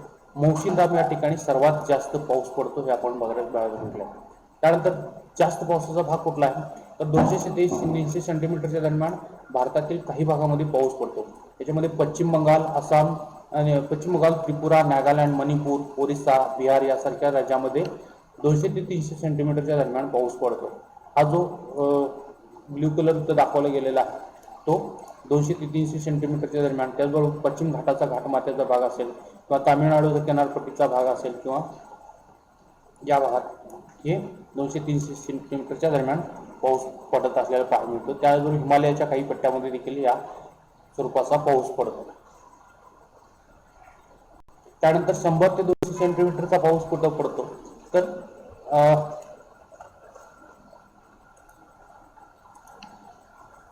बंगाल, बिहार, ओरिसा, मध्य प्रदेश, पश्चिम बंगाल, बिहार, ओरिसा, मध्य प्रदेश, आंध्र प्रदेश आणि पश्चिम घाटाच्या डाव्या बाजूला 100 ते 200 सेंटीमीटरच्या दरम्यान पाऊस पडतो. म्हणजे हा येलो जो झोन दिसतो तो 100 ते 200 सेंटीमीटरच्या दरम्यान पाऊस पडणारा भाग आहे. त्यानंतर अल्प पर्जन्यवृष्टी म्हणजे 50 ते 100 सेंटीमीटरच्या दरम्यान पाऊस कुठं पडतो, महाराष्ट्र, गुजरात, कर्नाटक, तामिळनाडू, आंध्र प्रदेश, मध्य प्रदेश, पंजाब, हरियाणा, पश्चिम उत्तर प्रदेश या भागामध्ये 100 ते 200 सेंटीमीटरच्या दरम्यान पाऊस पडतो. आणि वाळवंटी भाग जिथं 50 सेंटीमीटरपेक्षा पाऊस कमी पडणारा भाग कुठला आहे, तर राजस्थान, गुजरात आणि लगतच्या भागातील राज्याचा काही भाग, त्याचबरोबर जम्मू काश्मीरमधील लडाखचा पठार शीत वाळवंट म्हणून ओळखलं जातं. त्या ठिकाणी अतिशय कमी पावसाची नोंद होते. आणि सर्वात कमी पाऊस कुठं होतो, तर राजस्थानच्या रोहिली गावात, तर तिथं अतिशय कमी पाऊस होताना म्हणजे पावसाची नोंद झालेली आपल्याला पाहायला मिळते. ठीक आहे. त्यानंतर आपण बघणार आहोत भारतीय हवामानाची काही वैशिष्ट्ये. तर ही वैशिष्ट्ये कुठली आहेत, तर भारताचं हवामान उष्णकटिबंधीय मोसमी स्वरूपाचं आहे. त्याचबरोबर भारताला नैऋत्य मोसमी वाऱ्यापासून जवळपास एकूण पर्जन्यापैकी 80 ते 85% पर्जन्य या कालावधीमध्ये नैऋत्य मोसमी वाऱ्यापासून मिळतं. त्यानंतर जून ते सप्टेंबर या कालावधीत मोठ्या प्रमाणात पाऊस पडतो. त्यामुळे पावसाळा हा एक वेगळा ऋतू तयार होतो. त्यानंतर भारतात पडणारा पाऊस हा प्रतिरोध प्रकारचा पाऊस आपल्याला म्हणून ओळखला जातो.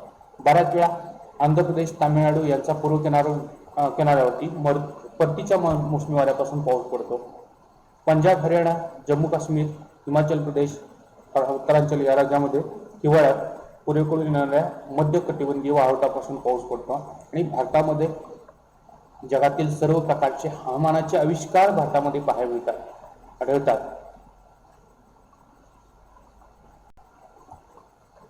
निकोबार आणि विषुववृत्तीय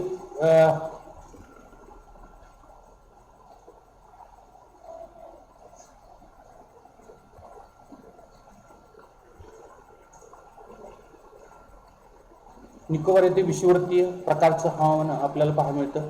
जम्मू काश्मीरमध्ये समशीतोष्ण प्रकारचे, त्यानंतर हिमालयामध्ये पर्वतरांगेमध्ये शीत प्रकारचं हवामान पाहायला मिळतं. त्यानंतर समुद्र किनाऱ्यावरती हवामान उष्ण सम आणि दमट स्वरूपाचं पाहायला मिळतं. खंडांतर्गत भागामध्ये हवामान विषम आणि कोरड्या स्वरूपाचं आपल्याला पाहायला मिळतं. 20° वरती विषुववृत्तावरती दक्षिणेकडे अक्षवृत्ताच्या दक्षिणेकडे हिवाळ्यात पाणी गोठत नाही, तर 20° अक्षवृत्ताच्या उत्तरेकडे हे पाणी गोठताना पाहायला मिळतं. भारतात सर्वात जास्त तापमान गंगानगर राजस्थानमध्ये 51°C इतकं आपल्याला पाहायला मिळतं. तर सर्वात कमी तापमान द्रास या ठिकाणी जम्मू काश्मीरमधलं हे -45°C इतकं असतं. भारतात सरासरी 115 सेंटीमीटर पाऊस पडतो आणि ईशान्येकडील भागात सर्वात जास्त, तर राजस्थानच्या वाळवंटी भागात सर्वात कमी पाऊस पडतो. ही काही हवामानाची वैशिष्ट्य. यानंतर आपण म्हणणार आहोत म्हणजे हवामानामध्ये होत असणारा बदल. आता हवामानामध्ये होत असणारा बदल काय, तर ग्लोबल वॉर्मिंग सारखी समस्या निर्माण होऊ शकते. आपल्याला आता काय increase in green house gases, म्हणजे ग्रीन हाऊस गॅसेसमध्ये वाढ होत असणं, याच्यामध्ये मग वेगवेगळ्या प्रकारचे आपण उपकरणं वापरतो. त्या उपकरणाच्या माध्यमातून त्याचबरोबर वाहनं असतील, इंडस्ट्रियलायझेशन असेल, वृक्षतोड असेल, यामुळे मोठ्या प्रमाणात ग्रीन हाऊस गॅसेसमध्ये वाढ होताना पाहायला मिळते. आणि याचा परिणाम काय होतो, तर टेम्परेचरमध्ये किंवा तापमानामध्ये मोठ्या प्रमाणात वाढ होत जाते. आणि या वाढीचा परिणाम मात्र आपल्याला दीर्घकालीन किंवा विस्तीर्ण मोठ्या प्रमाणात सहन करावा लागतो. याच्यामुळे काय होऊ शकतं, मोठ्या प्रमाणात ट्रॉपिकल डिजीजेस वाढू शकतात, मोठ्या प्रमाणात जंगलांना आगी लागू शकतात, पुरासारख्या समस्या निर्माण होऊ शकतात, बर्फ वितळू शकतं, सुनामी किंवा अर्थक्वेक सारख्या समस्या निर्माण होऊ शकतात. एक्सेसिव्ह सनस्ट्रोक, मोठ्या प्रमाणात सूर्याची उष्णता निर्माण होऊ शकते, बायोडायव्हर्सिटी मोठ्या प्रमाणात लॉस होऊ शकते आणि फूड सिक्युरिटी म्हणजे अन्न सुरक्षेचा प्रश्न निर्माण होऊ शकतो किंवा अन्नाची दुर्भिक्ष तयार होऊ शकतं. आता मेल्टिंग ऑफ आईस किंवा बर्फ वितळलं तर काय होऊ शकेल, तर समुद्राची पाण्याची पातळी मोठ्या प्रमाणात वाढू शकेल. आणि पाण्याची पातळी वाढली तर काय होऊ शकेल, मोठ्या प्रमाणात समुद्र किनाऱ्यावर लगतचा जो भाग आहे तो भाग पाण्याखाली जाऊ शकतो आणि मोठी शहरं पाण्याखाली येऊ शकतात. आता भारताच्या बाबतीत याचा इफेक्ट काय होऊ शकतो, हवामान बदलाचा इफेक्ट भारतात देखील मोठ्या प्रमाणात होऊ शकतो. भारताच्या किनारपट्टीचा आणि समुद्र किनारी भागात असणारे जे काही कमी उंचीचे क्षेत्र आहेत त्या क्षेत्र पाण्याखाली जाऊ शकतं. याच्यामध्ये मग भारताला बऱ्याच मोठ्या लांबीचा समुद्र किनारा लाभलेला आहे आणि या किनाऱ्या लगतचा असणारा जो भाग आहे तो कमी उंचीचा क्षेत्र आहे तो पाण्याखाली जाऊ शकतो. आणि नुसतं क्षेत्र जाणार नाही तर जो या भागामध्ये असणारी जी काही 7.1 दशलक्ष लोकसंख्या आहे त्या लोकसंख्येवरती त्याचा परिणाम होऊ शकेल. त्यानंतर गहू, तांदूळ यासारखी जी काही अन्नधान्याची पिकं आहेत ही मोठ्या प्रमाणात कमी होऊ शकतील आणि नैसर्गिक आपत्ती आणि चक्रीवादळ, त्याचबरोबर पूर यासारख्या समस्या, दुष्काळ यासारख्या समस्या मोठ्या प्रमाणात वाढतील किंवा त्याची तीव्रता वारंवारता वाढवू शकते.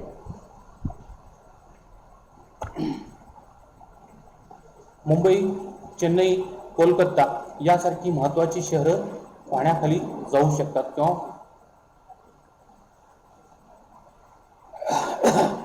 त्याचा परिणाम होऊ शकतो. धन्यवाद, आभारी आहे.